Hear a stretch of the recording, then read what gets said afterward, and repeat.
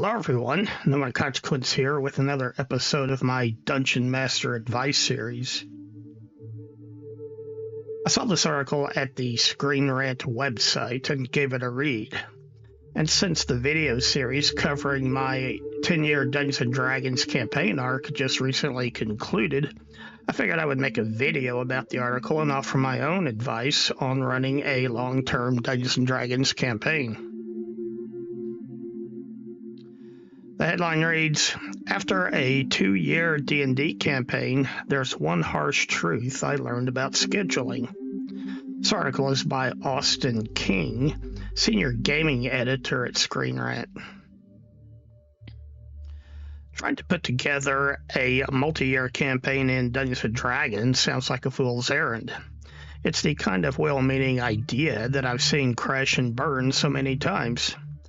Between scheduling conflicts and DM planning, it can quickly become a headache, especially if players aren't engaged enough. But there's something enticing about the idea of spending literal years as the same characters in the same setting, working towards the same goal. That's exactly right, and I understand completely. For decades, I had always wanted to run this series of adventure modules back to back and in order, just as they were originally intended. And I finally got to do that, as documented in my campaign playthrough series of videos. The article continues. It's the main reason why my group, which has been playing D&D every week since 2020, decided to go for it. I mean, why not? We already play together most weeks, so a long campaign shouldn't be a problem. Thankfully, 2 years into this campaign, we're still playing, but we all learned a valuable lesson along the way. The subheadline reads, "Why long D&D campaigns are always challenging." Partially inspired by a friend group that had been playing D&D for over 30 years, we decided to give it a shot in earnest and start meeting weekly. Taking turns DMing, my group and I have played through both official books like Rime of the Frost Maiden and our own written adventures. We've played other tabletop games like Pirate Borg and Vaesen along the way, but there's something about D&D that keeps calling us back. So, diving into a years-long campaign sounded like a fun idea. We knew what was arguably the biggest risk: scheduling conflicts. We were all adults with families and full-time jobs, so scheduling conflicts come up. We're used to it. I've talked about this exact thing in other of my videos, and because all of my own players fall into that same category. So here are some pointers which I've learned over the years. I'm not saying this is the only way to run a long-term D&D campaign, but this is what has worked for me. Consult the players and set an agreed-upon day and time for your game to meet once a week. I think once a week is important, otherwise too much time passes between game sessions. The players are more likely to forget details within the game or lose interest altogether. Once you establish your weekly game session day and time, stick to it. That way, everyone knows for certain when your game will be each week and can plan around it as much as possible. If your players are aged 20s to 40s, avoid Friday and Saturday. And this has been my experience. Younger adults will commit to your proposed game, even if it falls on a Friday or Saturday. However, your game will always be their if nothing else is going on option. And if they have kids, then it's even more likely they will miss a game session, because weekends are when family events are most likely to be scheduled. In short, if they have anything else happening on those days, your game will always lose out. So, as a DM, do yourself a favor and stay off Fridays and Saturdays. You have more flexibility if your players are 50 plus. Once your prospective players reach the age of 50 plus, then you have more flexibility with scheduling the game. At that age, any kids they have are probably grown and out of the house. Also, people of that age tend to not go out as much. So a weekend game may actually work in this case, although I would still recommend trying for another day of the week first. A Sunday evening game time might work out with this age group. Schedule an alternate game night only if everyone can participate.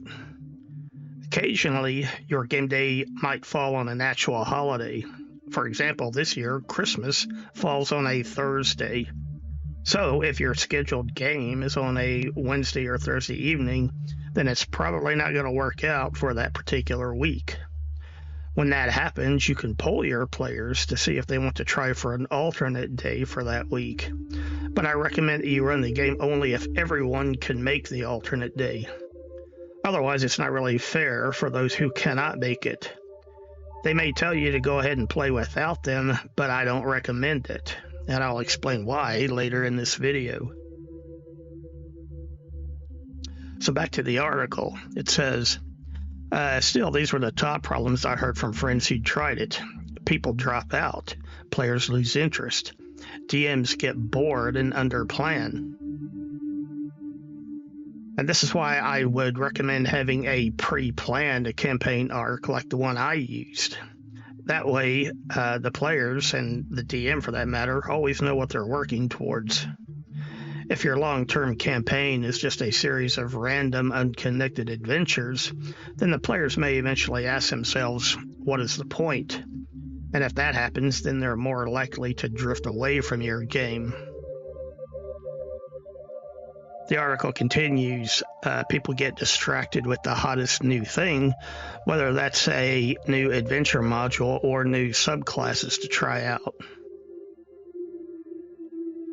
Well, I'll admit that I'm biased, but this is a good reason for just running an old school version of Dungeons & Dragons, like BX or First Edition AD&D.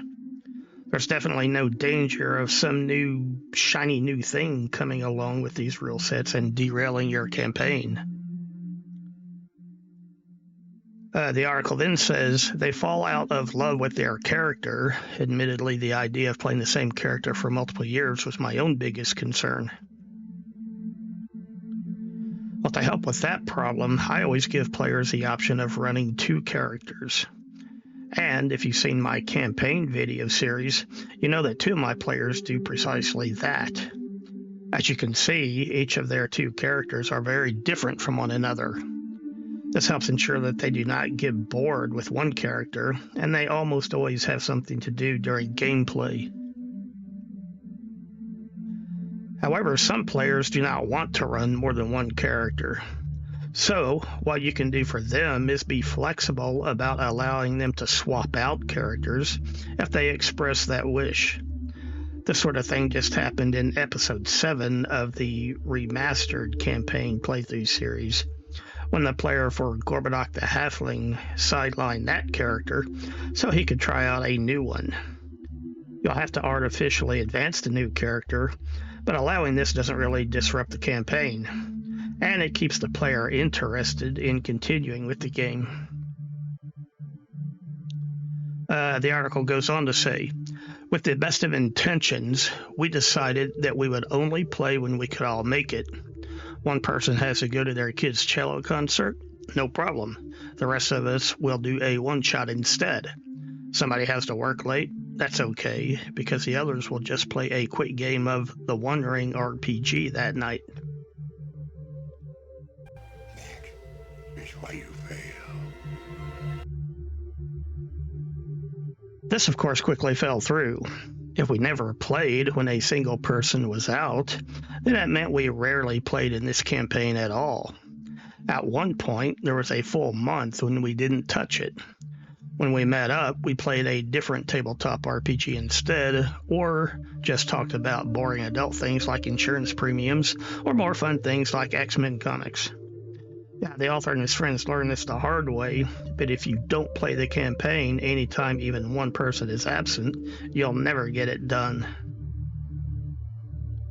The article continues. Eventually, we decided to simply sub people in and out. Sometimes it might mean I was playing my own character and my missing friend's character simultaneously. Other times, we just pretended like our missing friend's character was asleep at the inn or off on an errand. It wasn't ideal, but it meant we could keep going with our multi-year campaign. He's not gonna be able to make it to Hellfire tonight. I know there's no way we can beat your sadistic campaign without him. And rather than find a sub for him, you want to postpone the cult of Vecna? Eddie Munson is exactly right here. Generally speaking, you should not cancel the game session just because one person cannot make it. My general rule of thumb is run the game as long as a majority of the players are present. All players understand that if they must miss a game session, their character will be run by another player. At the same time, all players should be willing to run a missing player's character if called upon to do so. As with every rule, there's always an exception. If the players are about to engage in a culminating boss fight, I will wait until everyone can play. Because if at all possible, I don't want any of my players to miss out on a particularly exciting game session that they've been building up to. Another reason is so that everyone is responsible for their own character's fate.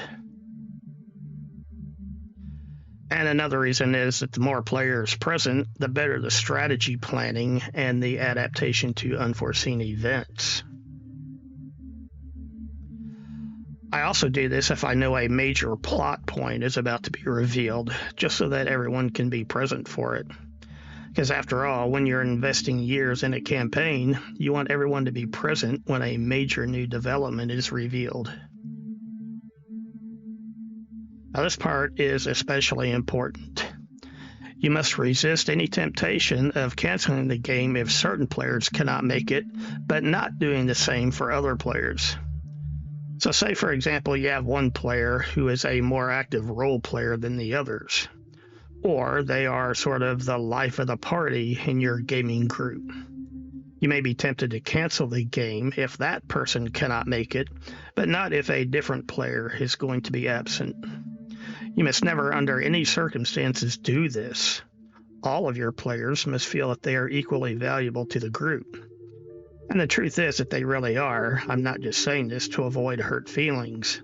All of your players contribute to your game group in their own way, and they are all equally valuable, so treat them that way.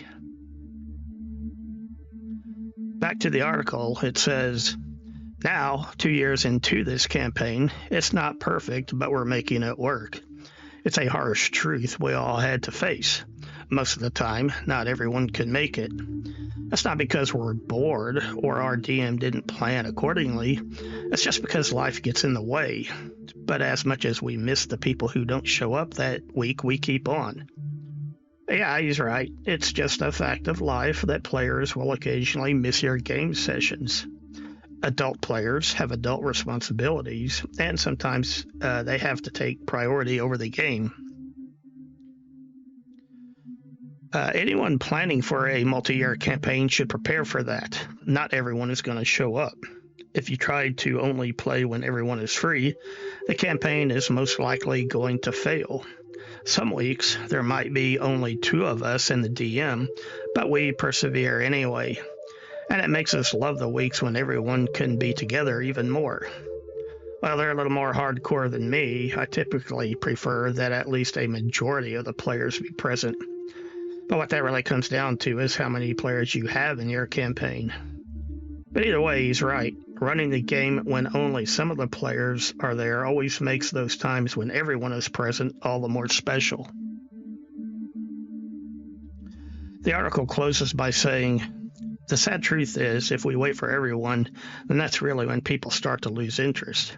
Not because this particular Dungeons & Dragons campaign is boring, but because it's hard to get invested in characters and stories that you're only seeing once a month or even less. And really, boredom is the ultimate campaign killer. And that goes back to why I recommend a once-a-week campaign schedule. Any less frequent than that, and you really do risk our players losing interest and falling away. At any rate, there you go. The author's advice for running a long-term campaign and my own suggestions on the same topic. I hope you got something useful out of it. All right, well, that's all for now. Thanks for watching. If you enjoyed the video, please hit the like button. If you can, please leave a comment. Let me know what you think. If you have not yet, please subscribe to the channel. If you know of a good place, please share the video. And anything you do to help support the channel, I appreciate it. Thanks again. Bye for now.